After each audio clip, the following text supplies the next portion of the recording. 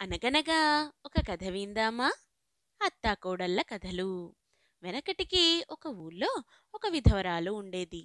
భర్త చనిపోయే నాటికి ఆమెకు ఇద్దరు సంతానం. పెద్దవాడు కొడుకు, చిన్నదేమో కూతురు. ఆమెకు పెత్తనమంటే చాలా సరదా. పైగా నోరు మంచిది కాదు. ఆమె గయ్యాలితనం ఆ చుట్టుపక్కలంతా పేరు మ్రోగిపోయింది. ఇలా ఉండగా కొడుకు పెరిగి పెద్దవాడయ్యాడు. త్వరగా కొడుక్కు పెళ్లి చేసి కోడల్ని రప్పించుకొని పెత్తనం సాగించాలని ఆమెకు ఎంతో కోరిక కలిగింది.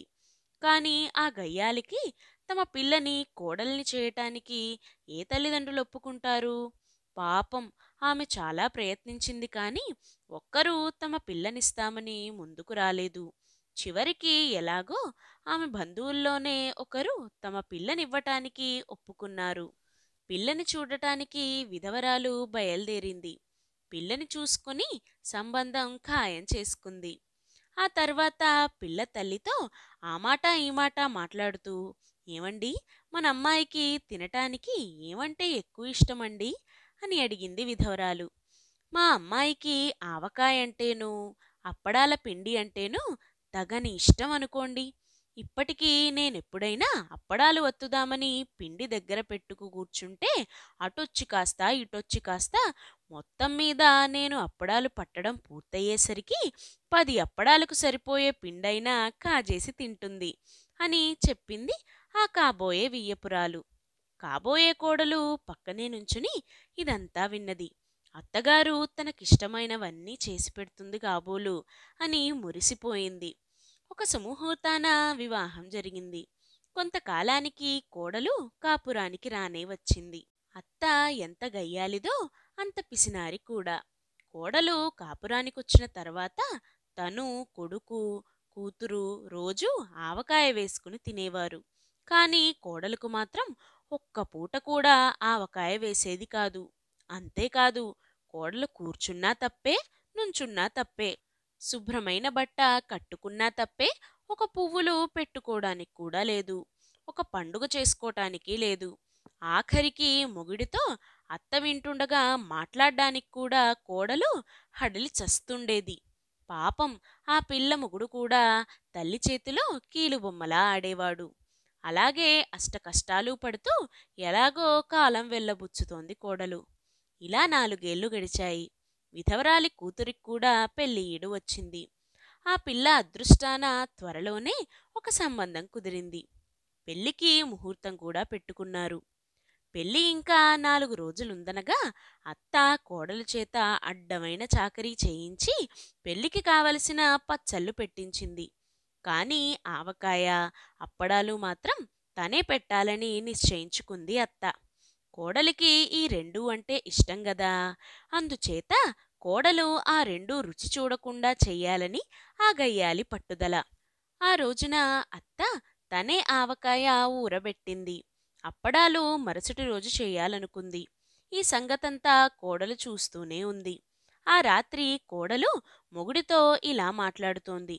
ఏమండి, మీ అమ్మగారు మరీ ఇంత చుప్పనాతిదేంటండి? పచ్చళ్ళు పెట్టడానికి నా చేత అడ్డమైన చాకరీ చేయించుకుంది. తీరా ఆవకాయ పెట్టాల్సి వచ్చేసరికి ఆ పని నాకు అప్పజెప్తే నేనెక్కడ రుచి చూస్తానోనని ఆమె స్వయంగా ఈవేళ ఆవకాయ పెట్టేసింది. రేపు అప్పడాలు వత్తబోతున్నారు. నాకు అప్పడాల పిండి అంటే మహా ఇష్టం. ఆవకాయ పెళ్లిలో నలుగురితో పాటు నాకు వడ్డిస్తారని ఆశపడుతున్నాను. కాని రేపు అప్పడాలు ఒత్తేసిన తర్వాత ఒక్క పిసరైనా నాకు మిగలదే, ఎలాగండి అని అడిగింది కోడలు. ఏమోనే, నాకేం తెలీదు. నీ ఇష్టం వచ్చినట్టు అఘోరించు అని విసుక్కున్నాడు భర్త. అయితే నాకు ఒక ఉపాయం తోచింది. అలానే చేస్తాను. రేపు అప్పడాల పిండి రోట్లో మీ అమ్మగారు తొక్కిన తర్వాత రోలు కడగాల్సిన బాధ్యత నాదే కదా. మన రోలు కూడా మొన్ననే కక్కు కొట్టించింది గదా. అక్కడక్కడ కొంచెమైనా పిండి ఇరుక్కొని ఉండకపోదు. ఆ పిండి గీక్కొని తింటాను. ఇంతకు తప్ప నాకు పిండి దక్కే మార్గం కనిపించటం లేదు అని చెప్పింది కోడలు. ఈ సంభాషణంతా ఆ పక్కా వసారాలో పడుకున్న అత్త విన్నది. ఆరి దీని తస్సదియ్య, ఇదా దీని ఆలోచన?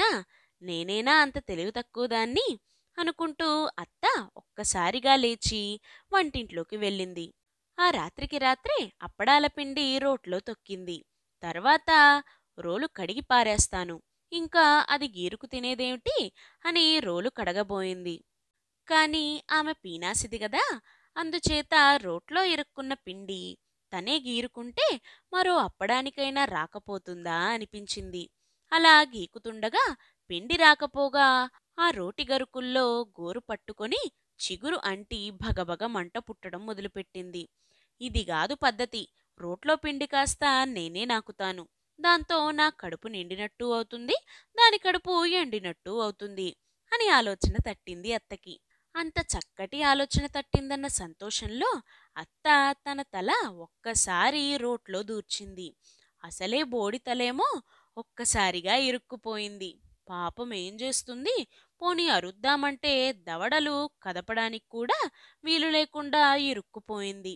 పాపం మూలుగుతూ అలాగే ఉండిపోయింది. కాని ఎవరు విన్నారు ఆమె మూలుగు? కొడుకు కోడలు గాఢ నిద్రపోతున్నారు. తెల్లవారుజామున పాచి పని చేసే సుబ్బమ్మ, అమ్మగారో అంట్లెయ్యండి అంటూ అత్త ఇరుక్కున్న రోటి దగ్గరకు వచ్చింది. అది చూసి కొడుకును కోడల్ని కేకపెట్టి లేపింది. వాళ్ళు వచ్చి చూసి తెల్లపోయారు. ఇద్దరూ చేరి చాలా ప్రయత్నించారు, కాని లాభం లేకపోయింది.